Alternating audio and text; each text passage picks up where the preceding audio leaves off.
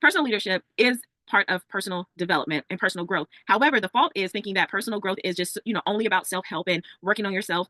And it isn't, and uncovering things, that is a huge chunk of it. But the missing piece that I used to talk about it a lot when I first started, but I did make the connection until recently, was that you need that jump in your personal leadership. That's why I'm so grateful that I found someone who used that term, and I'm using that term now. Is once you do the work on yourself, uncovering old and outdated beliefs and habits, and realigning with your values and your vision, now it's time to put the tactical and practical things to work. So unfortunately, a lot of times in the personal development space, this is my little soapbox, but we're going to get into the episode. A lot of times it is so much focus on uncovering and a little bit about becoming, but like I've said before, especially if you go watch some of my other YouTube channels, not channels, but videos on my YouTube channel, especially where I really took a deeper dive, was, I think it was the September is Significant series, where I walk you through showing you how personal development, when you're working on those things about yourself, it has to lead to something tangible and practical that you're doing, and it aligns with your big vision. So you're not just working on yourself and getting yourself together for the sake of getting yourself together. And it's not just so you can do better in your career or do better in your business. It is a ripple effect. It is an impact. So who you are becoming, where essentially aligning with who you were already created to be, so that you can produce the results that God had in mind when He created you to show up in this planet. And a lot of times, I read comments and I see things